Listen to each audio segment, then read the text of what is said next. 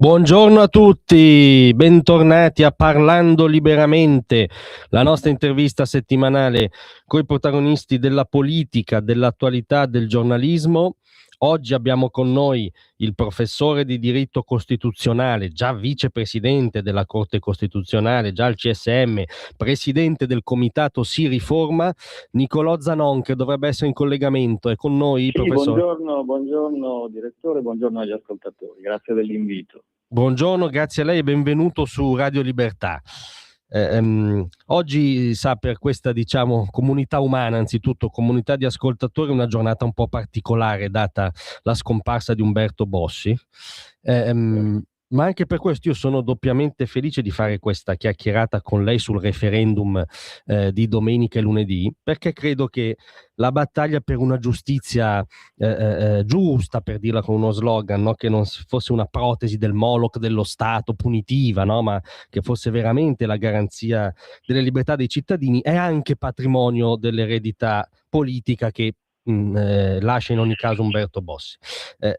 Dopo questa dovuta introduzione, ovviamente con lei affronteremo anche i tecnicismi che poi tali non sono, no? Sono le ricadute in realtà pratiche, nella vita pratica della riforma, ma prima le faccio la domanda delle domande, diciamo, no? A poche ore dal voto. Cioè, se lei dovesse individuare il motivo basilare, essenziale, anche da diffondere, per cui un cittadino non addetto ai lavori deve votare sì, quale indicherebbe?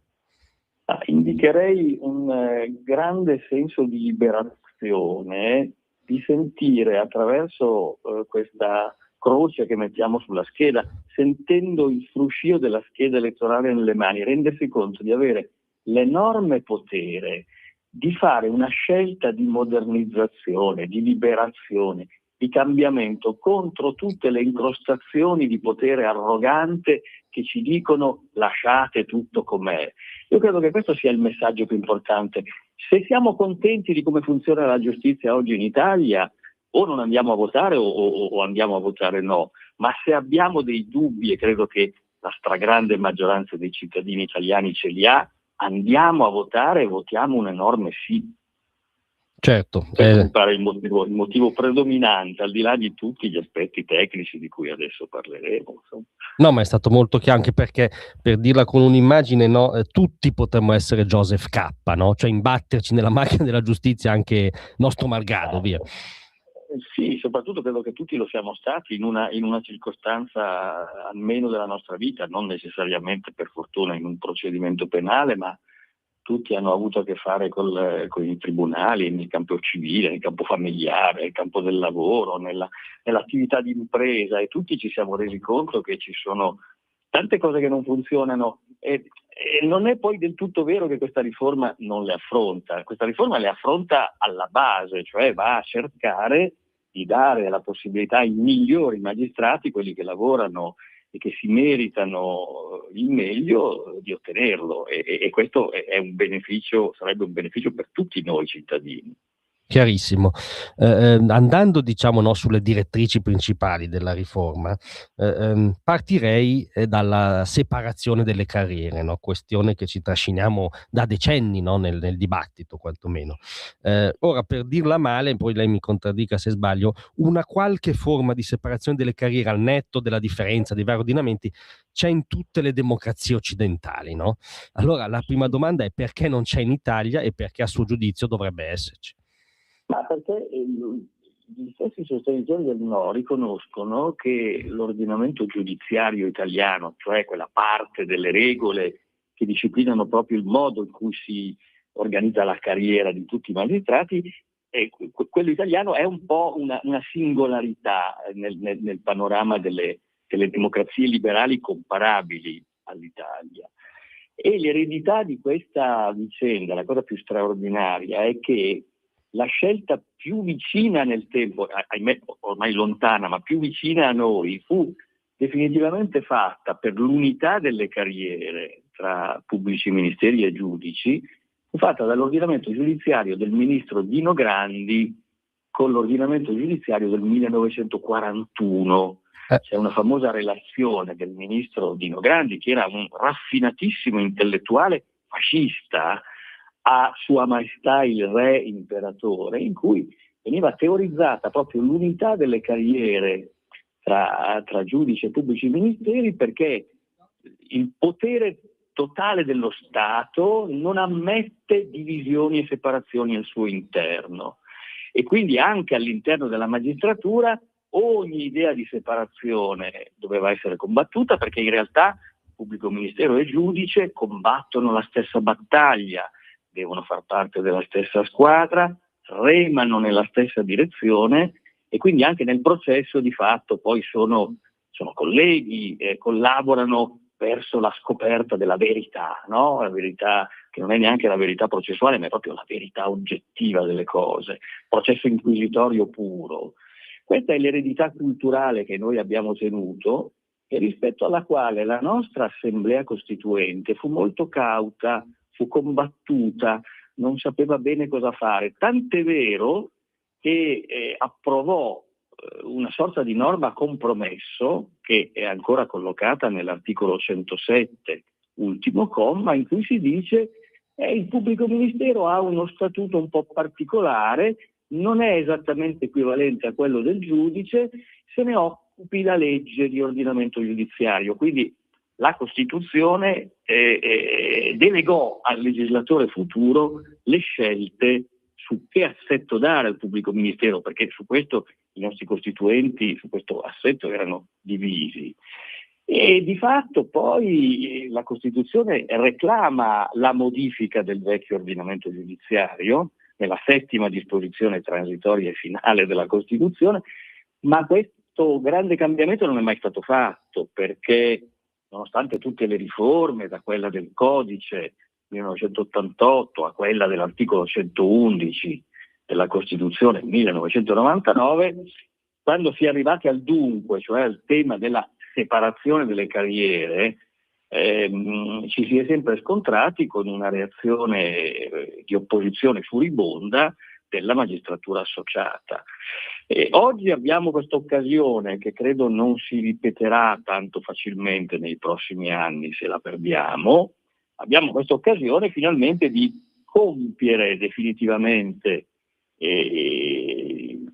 tragitto verso un ordinamento giudiziario liberale, moderno, al pari con gli altri paesi europei, per cui davvero è un'occasione da non, a mio avviso, da non perdere.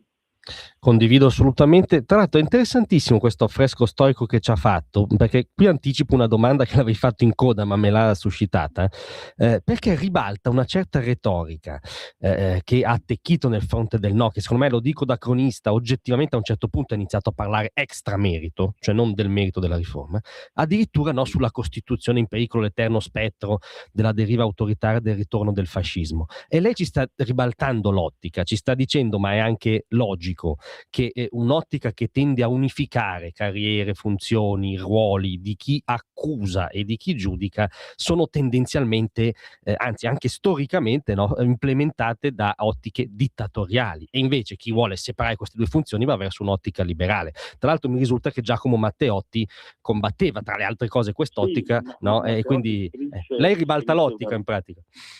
Sì, ma perché così? In realtà quella per la separazione delle carriere fra chi accusa e chi giudica è una vecchia battaglia della sinistra riformista, non è una battaglia di destra, è in realtà una battaglia liberale e riformista, e Matteotti scrisse nei primi anni del Novecento un articolo in cui si occupava della figura del pubblico ministero e scrisse chiaramente che il pubblico ministero è una parte. E nel momento in cui oggi noi diremmo che è ovvio che il pubblico ministero è una parte del processo, sia pur parte pubblica, ma nel momento in cui scriveva lui, e devo dire questa cultura in realtà si è diffusa, stratificata fin quasi ai nostri giorni, il pubblico ministero è sempre stato considerato in realtà una sorta di paragiudice, una parte imparziale, come si dice con un ossimoro molto difficile da spiegare, da capire. Ma guardi, nei dibattiti con i sostenitori del no, a me è capitato più volte di affrontare appunto dibattiti con dei magistrati per il no, che mi sostenevano come in realtà pubblico ministero è il primo vero giudice che il cittadino incontra quando, ahimè, si trova coinvolto in un procedimento penale. È in qualche modo il primo garante dei diritti e della libertà del cittadino, al che uno un po' ingenuamente potrebbe chiedersi, ma se pensa a tutto il pubblico ministero potremmo fare a meno sia del difensore che addirittura alla fine del giudice, perché tanto fa tutto il PM, e uno si dovrebbe quasi rallegrare e fare un po' come Fracchia quelli della mia generazione se lo ricordano, sulla poltrona che si accartoccia dicendo ma come buono lei che si occupa di me. Ecco, insomma, sono cose, ma vede, dietro c'è una cultura molto presente nella storia giuridica italiana, che vede pubblico ministero e giudice uniti in questa cosiddetta cultura della giurisdizione, che è in realtà una giurisdizione di scopo. Il pubblico ministero dà l'impulso al procedimento e il giudice gli va dietro, concludendo il processo. D'altra parte il giudice non potrebbe investirsi da solo, c'è bisogno di qualcuno che lo faccia agire. Allora pubblico ministero e giudice in questa visione sono uniti nella lotta verso la scoperta della verità. È tipicamente questa idea del processo inquisitorio in cui il pubblico ministero forma anche la prova nelle sue segrete stanze e la porta di fronte al giudice e ottiene la condanna. Insomma, questa è un po' l'idea di fondo. E l'unità delle carriere viene, come la ciliegina sulla torta a completare questo quadro molto preoccupante per le nostre garanzie. Certo, un altro frutto, diciamo, per dire dal mio punto di vista un po' marcio, invece, è la questione della degenerazione palese, no, del sistema delle correnti, e qui c'è l'altro grande tema della riforma, che è quello del sorteggio. Io glielo farei illustrare ricordando solo che Luca Palamara, che è stato uno dei dominus da un certo punto, no, del sistema delle correnti, ha detto in un libro a un Sallusti più illustre di me, diciamo, l'unica cosa di cui noi avevamo veramente terrore era il sorteggio. Ecco, perché il sorteggio è così rivoluzionario? Ma allora, partiamo da un dato statistico, perché da questo si capiscono tante cose. Sa quanti sono i magistrati iscritti a correnti nel nostro sistema? Sono meno intorno al 23% di tutti i magistrati italiani. Poco. Mentre gli iscritti all'Associazione Nazionale Magistrati sono più del 95%. Il sindacato dei magistrati ha una certa unanimità di adesioni. Ma qual è il punto fondamentale? Che a fronte di un 23% di magistrati italiani iscritti alle diverse correnti interne all'Associazione Nazionale, cosa sono queste correnti? Sono dei gruppi nati come associazioni ideali che tenevano insieme magistrati che la pensano allo stesso modo sui grandi temi della giustizia, che però negli anni sono degenerate in centri di potere, luoghi attraverso i quali bisogna passare per fare carriera dentro in magistratura. Allora, a fronte di questo 23%, tutti gli eletti togati, cioè eletti dai magistrati al Consiglio Superiore, sono invariabilmente componenti iscritti di correnti. Capisce? Quindi, certo, a fronte di una minoranza del 23%, il Consiglio Superiore della Magistratura e la sua componente maggioritaria, cioè i 2/3 eletti dai magistrati, è controllato da consiglieri del CSM di origine della magistratura che sono iscritti alle correnti. Questo che cosa ha comportato nei decenni? Il fatto che il CSM è diventato un luogo colonizzato dalle correnti dell'Associazione Nazionale Magistrati e il risultato è che se tu sei un magistrato, vuoi ottenere determinati provvedimenti dal tuo Consiglio Superiore, una valutazione di professionalità, un trasferimento, vuoi ottenere la nomina a un ufficio direttivo o semidirettivo, allora se non hai aderenze in qualche corrente, se non hai la benevolenza o diciamo anche la non malevolenza della corrente di riferimento, se non sei andato a chiedere, a baciare la pantofola giusta, queste cose qui, anche se sei bravo, le ottieni con difficoltà.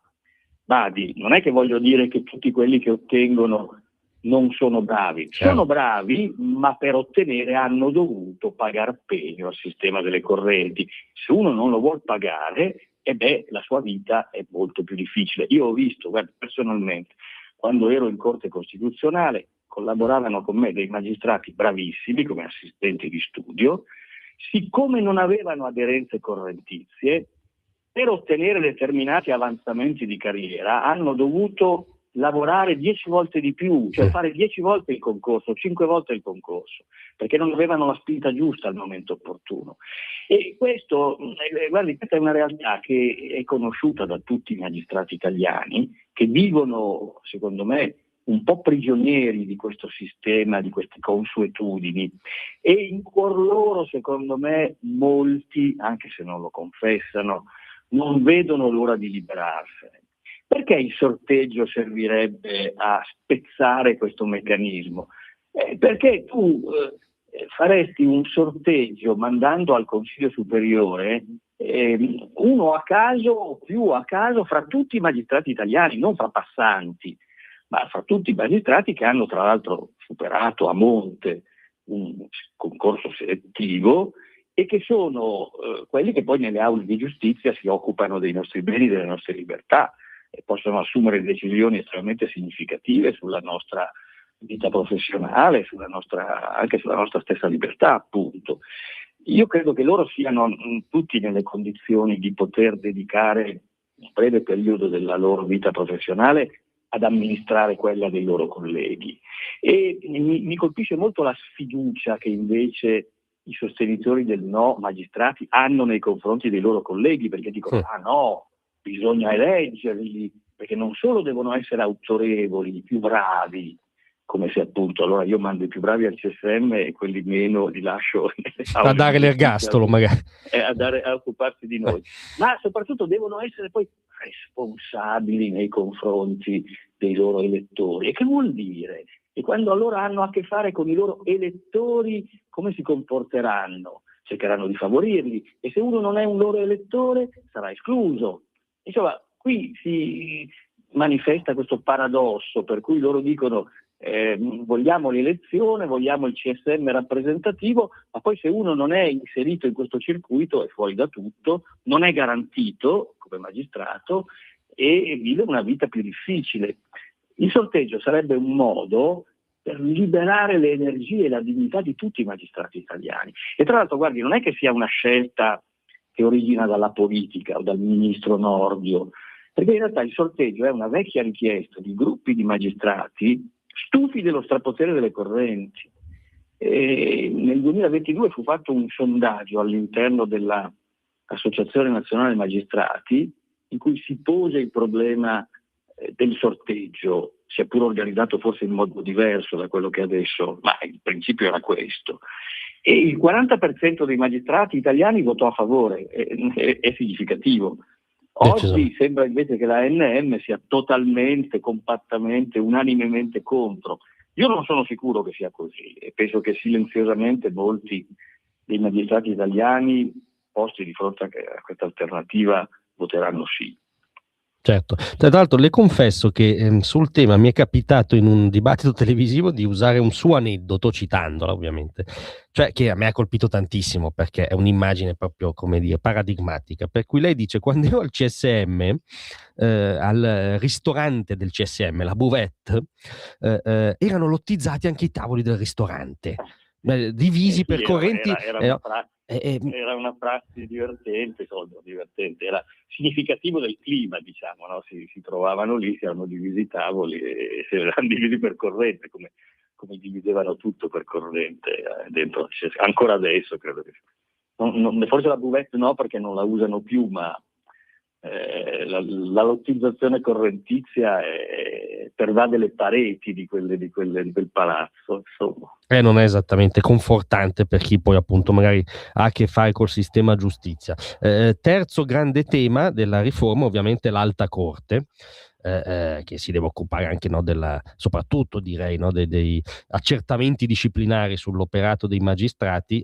Io qui partirei da un dato, perché veramente non può non stupire, per cui mi risulta che al momento il 96% delle segnalazioni disciplinari sui magistrati vengono archiviati a monte, cioè non affrontati. Ora, Sì, mi sembra un po' no, c'è una grande massa, appunto, paragonabile al numero che lei ha detto, di esposti che arrivano alla Procura Generale di Cassazione e vengono archiviati in una fase predisciplinare di cui tra l'altro noi non sappiamo nulla. Ora, non mi stupisce che molti vengano archiviati, perché lei deve capire, spesso il cittadino che si vede dar torto in un giudizio non trova nulla di meglio da fare che fare un esposto contro il giudice che gli ha dato torto. certo. Allora, da questo punto di vista è chiaro che quelli sono esposti privi di senso, privi di valore. Però ce ne sono tanti altri che sarebbe bene conoscere, che forse meriterebbero un'attenzione diversa.